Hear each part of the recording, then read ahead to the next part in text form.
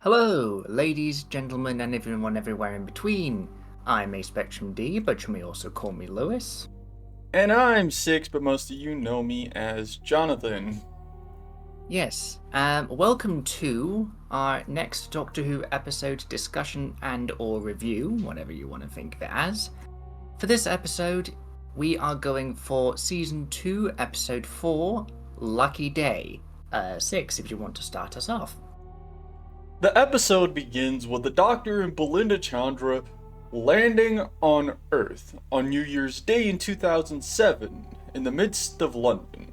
As they set up the Vindicator, Belinda takes note of a young boy named Conrad Clark, witnessing their arrival. For one reason or another, the Doctor finds a 50p coin on the ground, while, would you say, I'm not sure. Would you say Belinda's having a go at him, really? Because it's the final scan they need before, I think it's just a bit of before they banter. get back. Okay. Maybe I'm thinking too deeply into it. But in the midst of that, yeah, they come into contact with Conrad, and the Doctor gives him the 50p coin because, well, he believes it's his lucky day. Apt title. Following this encounter, Conrad firstly goes to speak to his mum, who is in the crowd celebrating, and she is less than receptive to his presence, to say the least. Some people should not be parents. But after this, we have a bit of a time skip as we get voiceover from Conrad. It's 18 years in the future because he waited 17 years and then saw the Doctor and the TARDIS again a year prior to this episode taking place. In one of those off-screen episodes or one of those off-screen adventures with him and Ruby.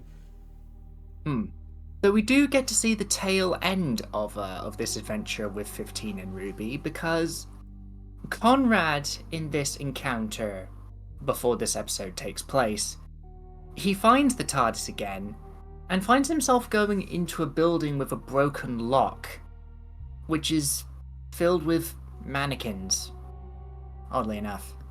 And a very specific alien entity of sorts from a different dimension known as a shriek. Yes, I wasn't sure how they were spelling that until I saw it written officially. But of course, the Doctor and Ruby don't actually meet Conrad because he's watching from afar. But as he's looking around, he finds himself feeling this weird green goop on his neck. We find out what that is and what purpose it serves through dialogue from the Doctor in a moment.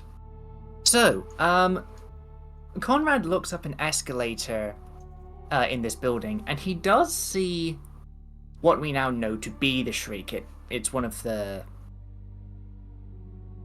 I don't know where I was going with that, but it has a physical form, and the Doctor sort of zaps it with the sonic screwdriver.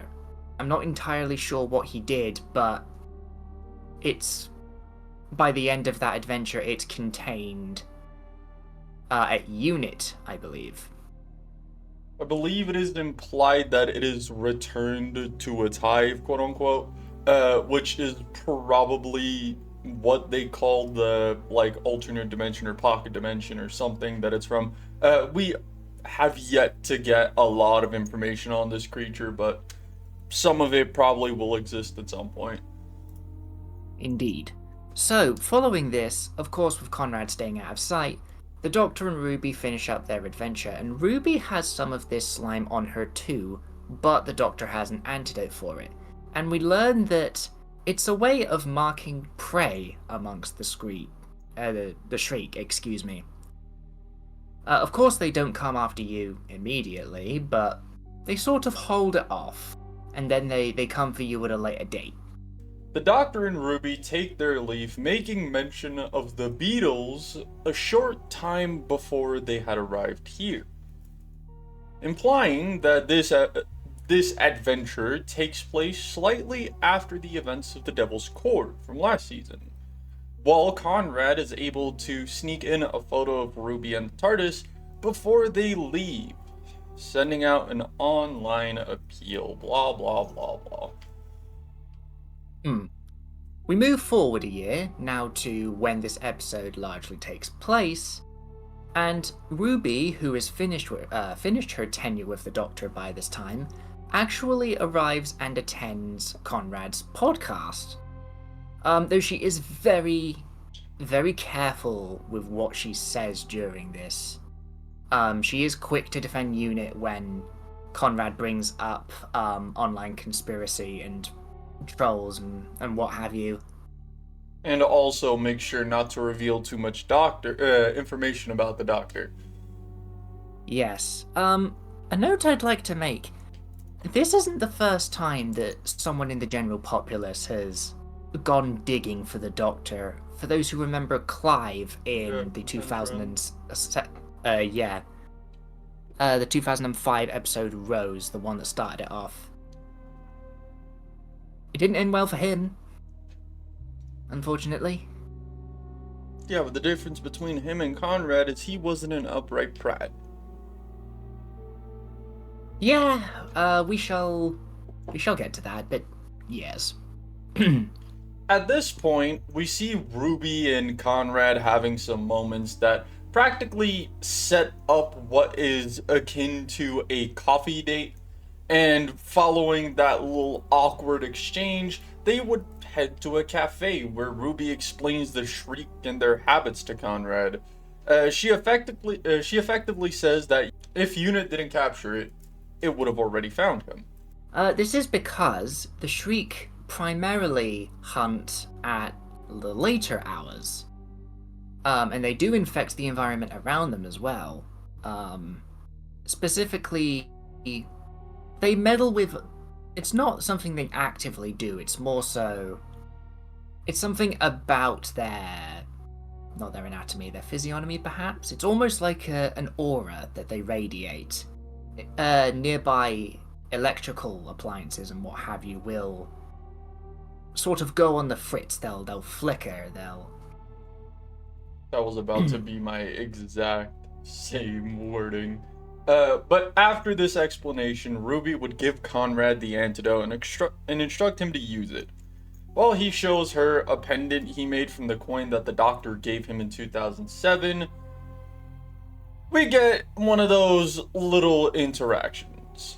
Upon Ruby asking Conrad about his family during a date, he says that it was him and his mother who had supposedly passed from liver cancer. But we later come to find that this is just a form of manipulation tactic, and that Conrad's mom is completely fine. Indeed. The date itself appears to go pretty well. We don't hear a lot, of course, of what conversation they have, but while they're walking down the street to Ruby's house, it is implied that she is told Conrad a considerable amount, at least based on what she says.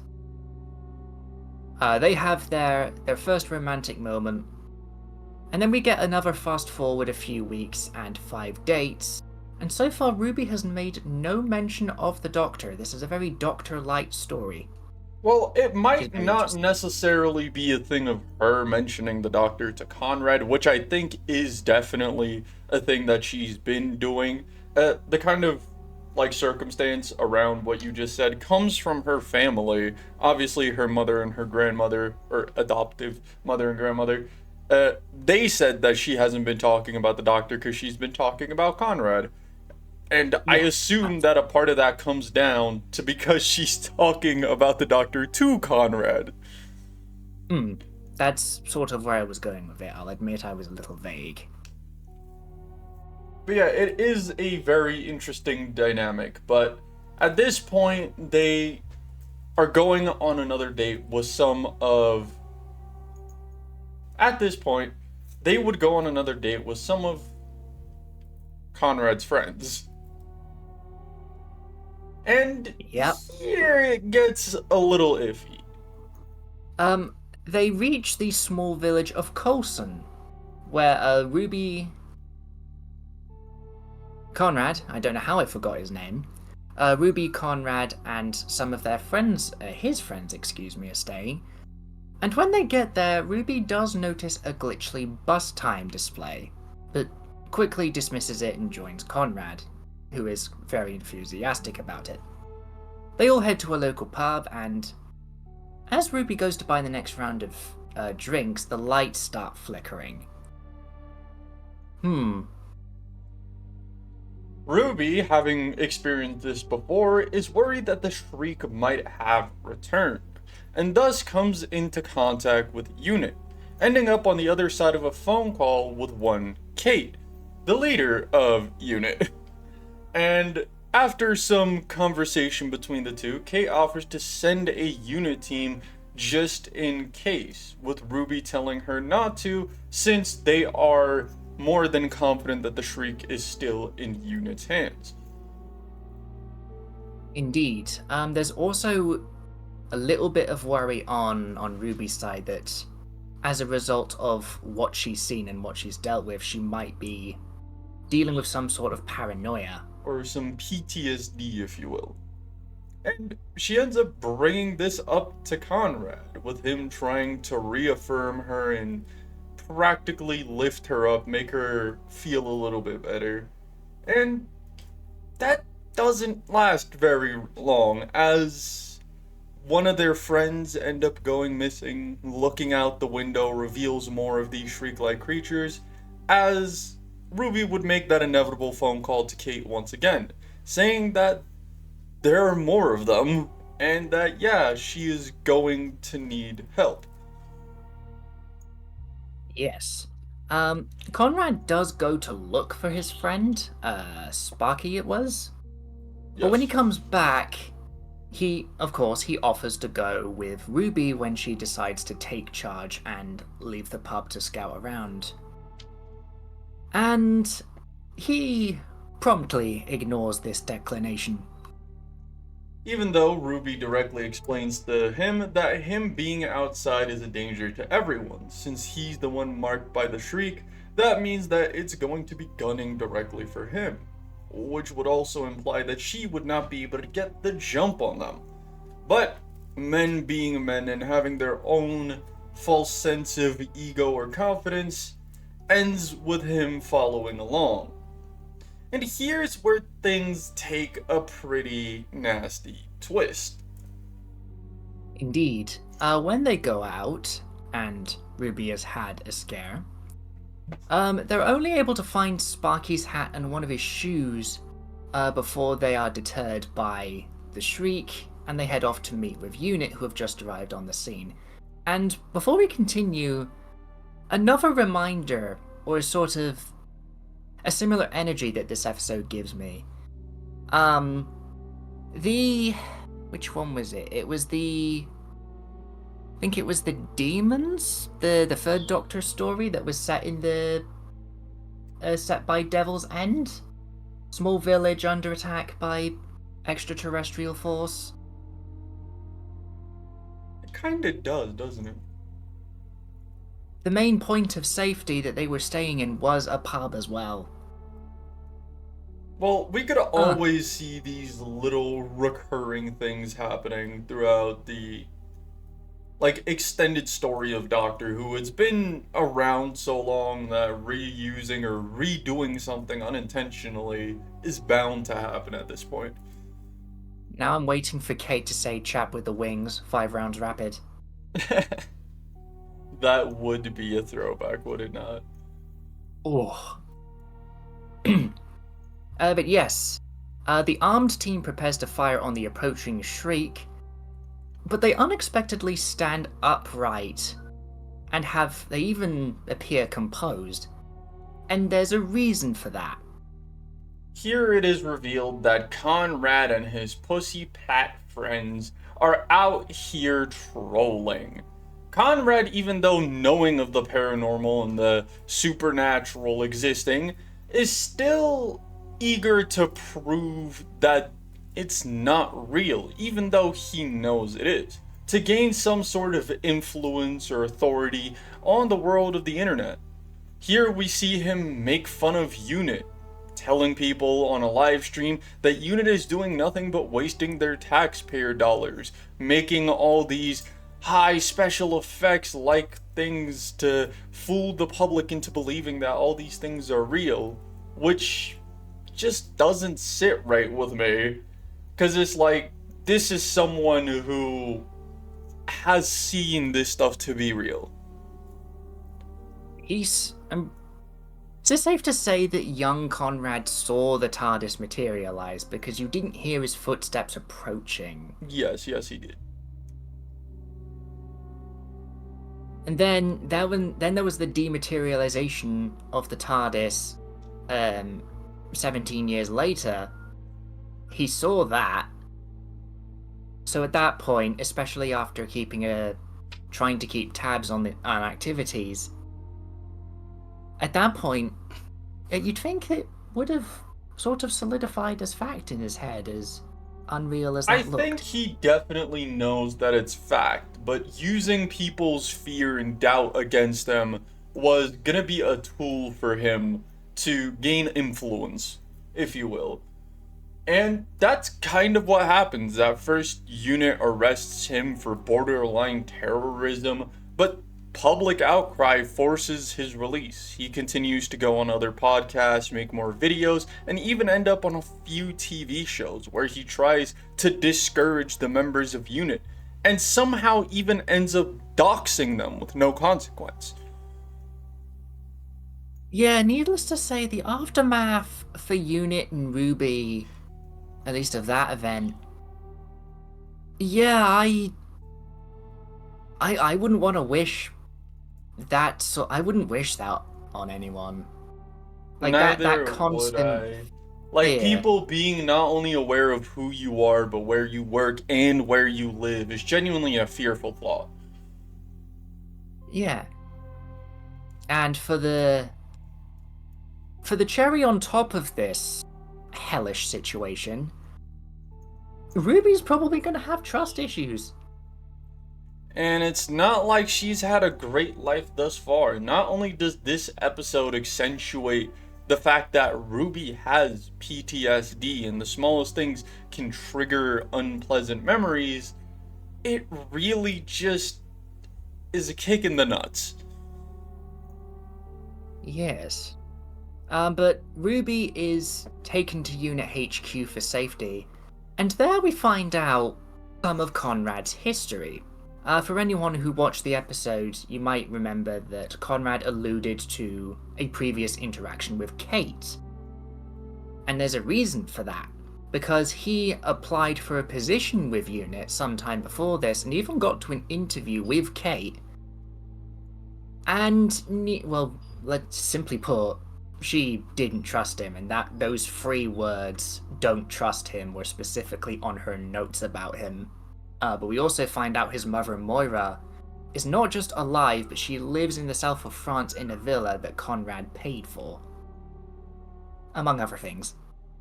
Now, as the crowd of protests gather outside of Unit AQ, we see some interesting things start to happen.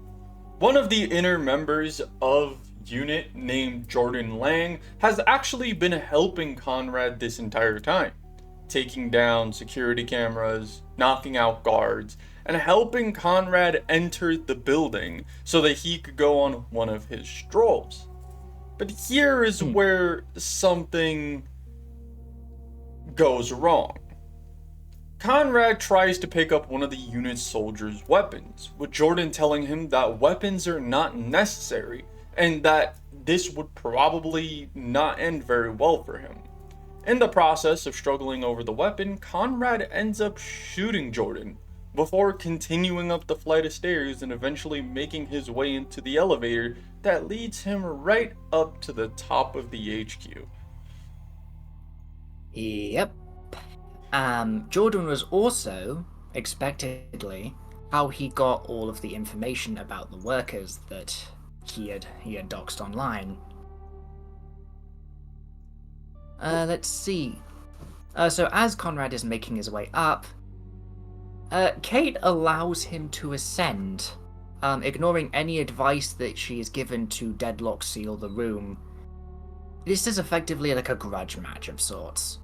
So all she really does is tell everyone to take a defensive, position, aiming at the lift. And this is where things really do get interesting. We get to see Conrad berating everyone in the room, while everyone in the room is kind of done with his shit, having figured him out, to say the very least, as they start just deep analyzing him as a person and his character, and practically helping themselves or kind of going against him, breaking down his view in his audience's eyes, I guess you could say, before something that probably would not have happened if the Doctor was more in central focus. Yes, that does bring me to a little question I had when I was watching the first time. So we know that 14 and 15 are both around to some extent, they just might not be on Earth. So it does make one wonder, do we think 14 saw this, or do you think he was out on a jaunt?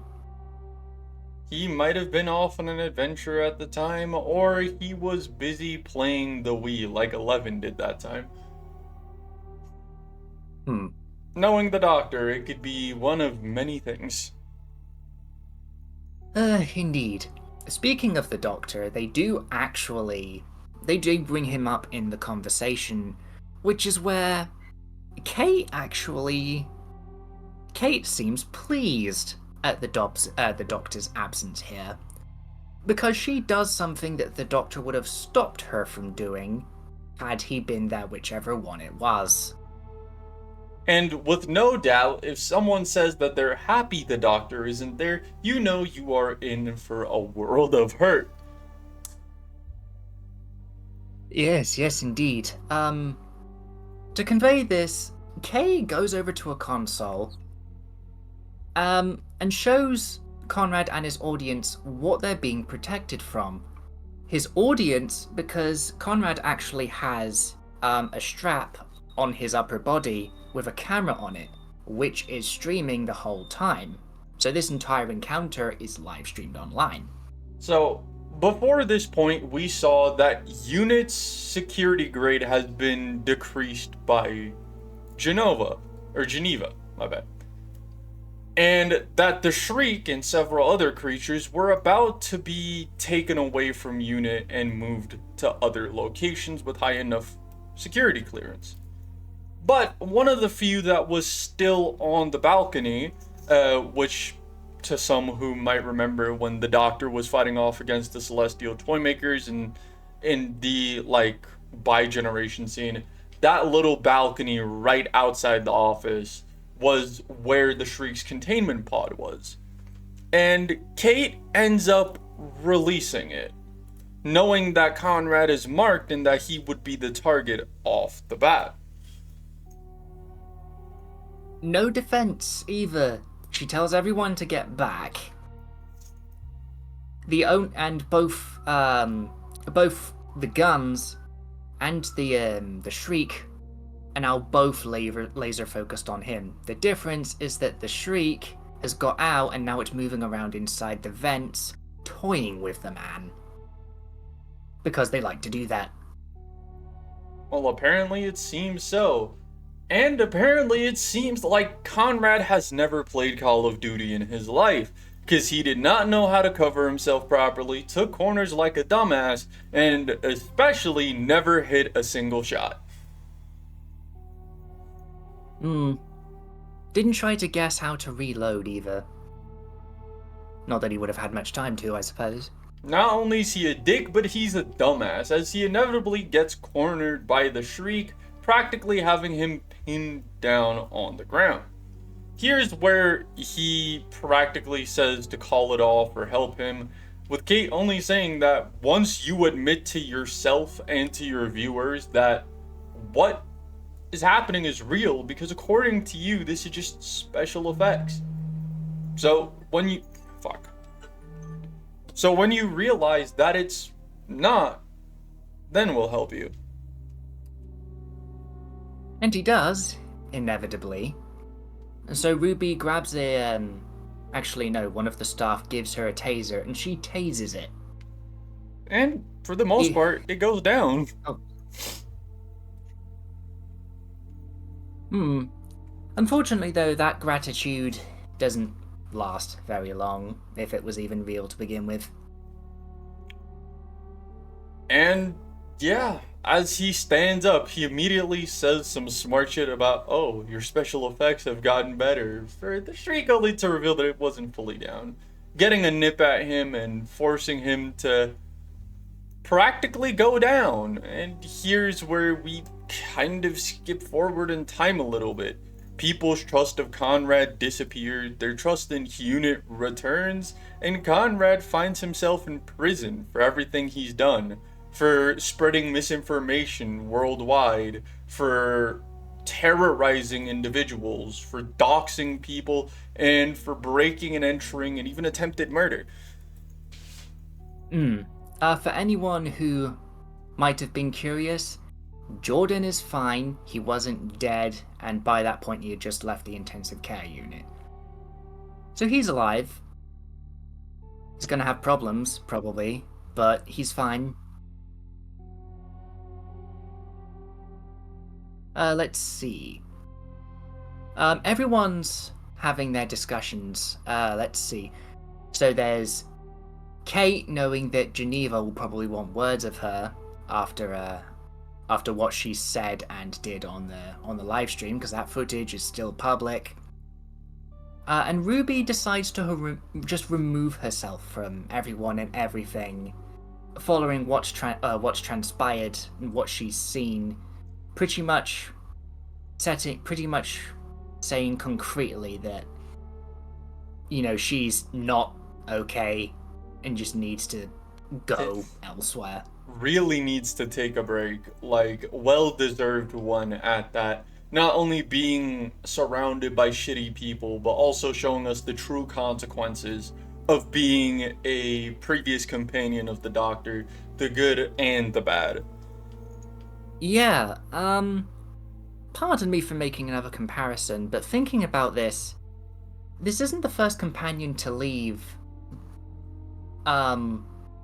feeling distressed. Of course, Ruby was sad, but she still felt something positive when she left the Doctor. But if you remember Victoria from the second Doctor's run, the whole reason she left is because of how distressing traveling with the Doctor was. And while she probably remembers the Doctor fondly, the things she went through, she probably wasn't great following that either. Which is fair enough. No average person can mentally cope with all those extreme, those constant life or death scenarios, having the responsibility of entire worlds on your shoulders. It is not the type of thing that everyone can deal with. Certainly. Following this, we do move focus. We see Conrad in a small cell. He's got a noticeable mark and a metal band on his arm. And he just seems to be idling. It's not like you can do a lot in a cell, especially that small. Until he's suddenly whisked into the TARDIS control room and met with a familiar face.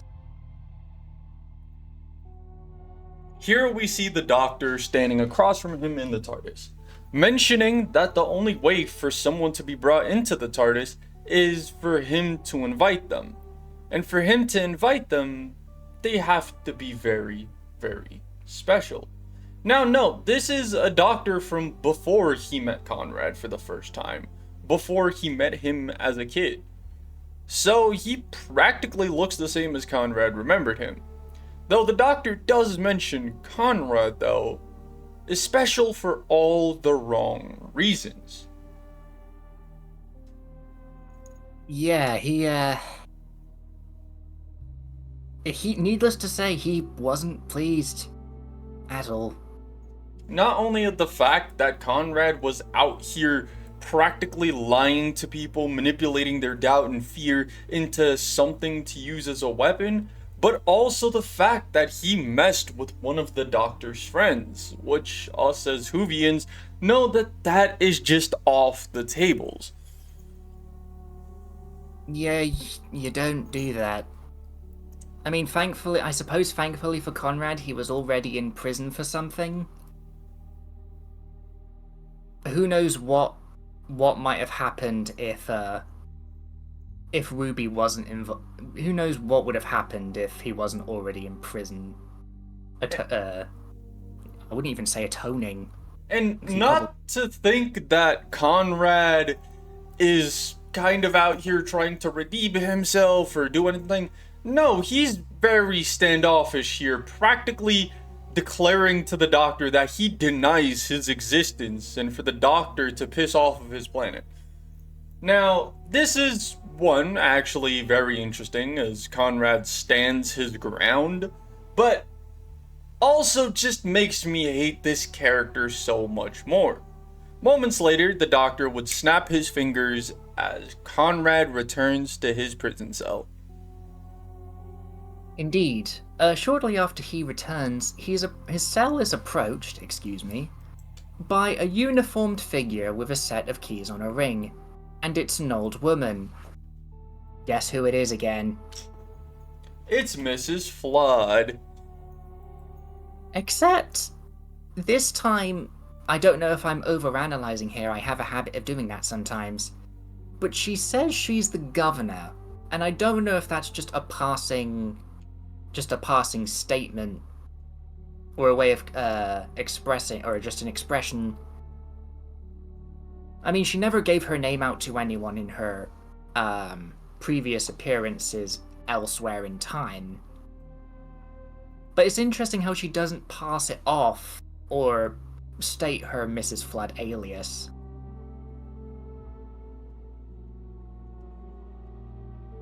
Oh yeah, she also dangles the keys in front of his cell, so it's very possible that she could very well let him out, because she even said, "It's your lucky day." And that practically just reaffirms to us that, yeah, Mrs. Flood is probably going to end up being a villain.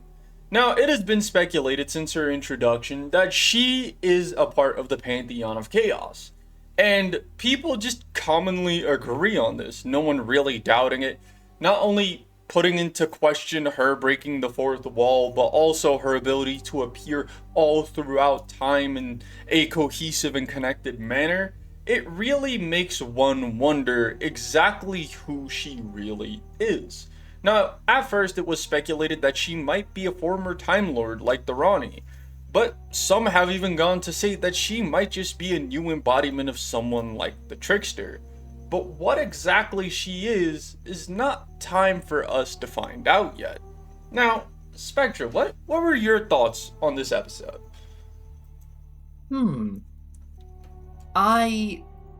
First of all, I don't tend to have very high expectations for things, if I have them at all.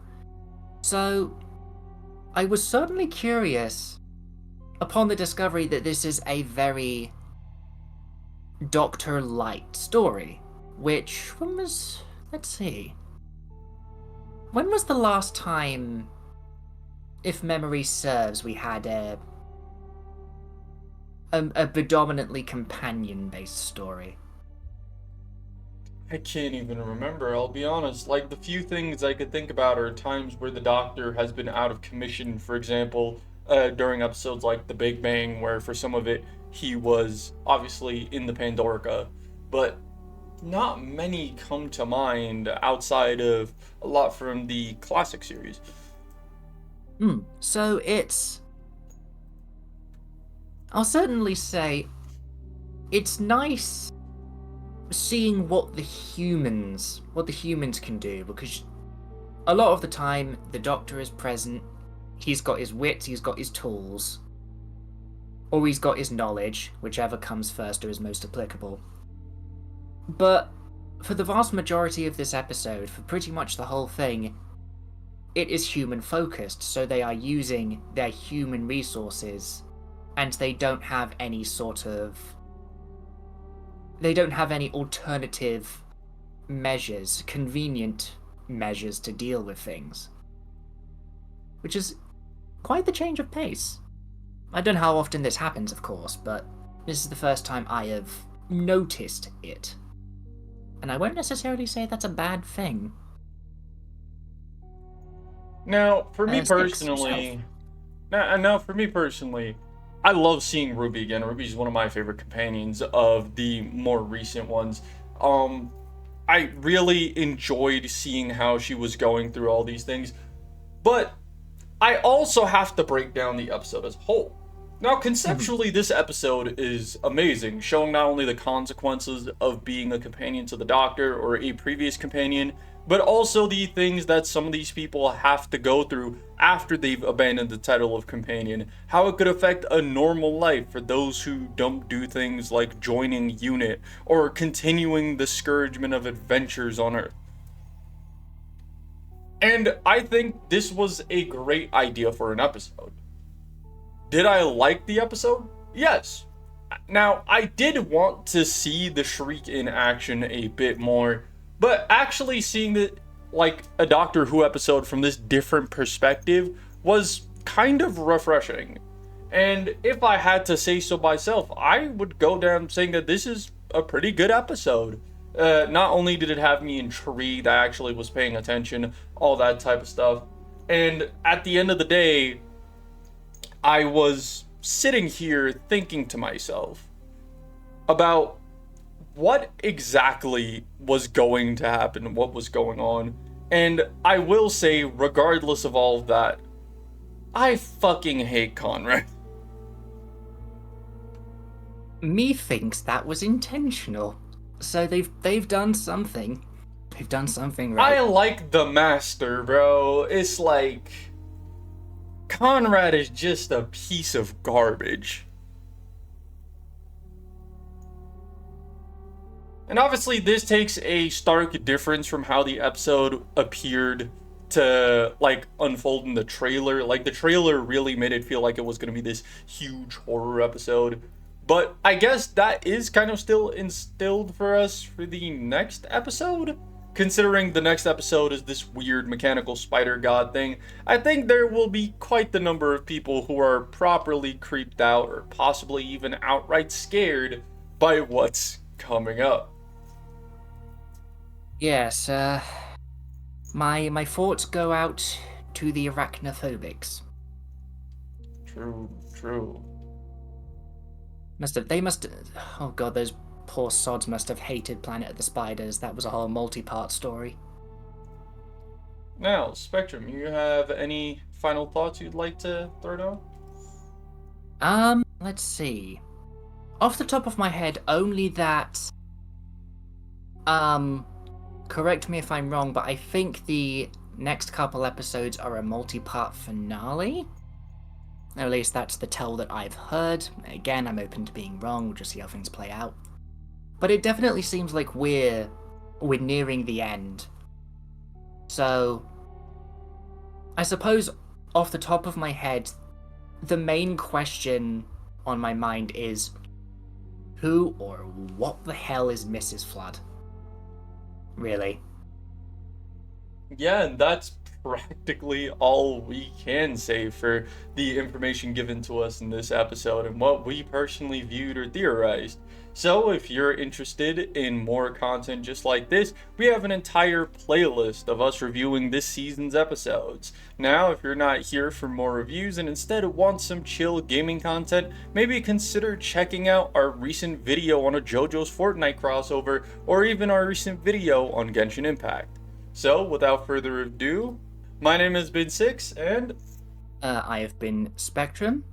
this has been the Fiction Forge. See you later, nerds. Very well, everyone.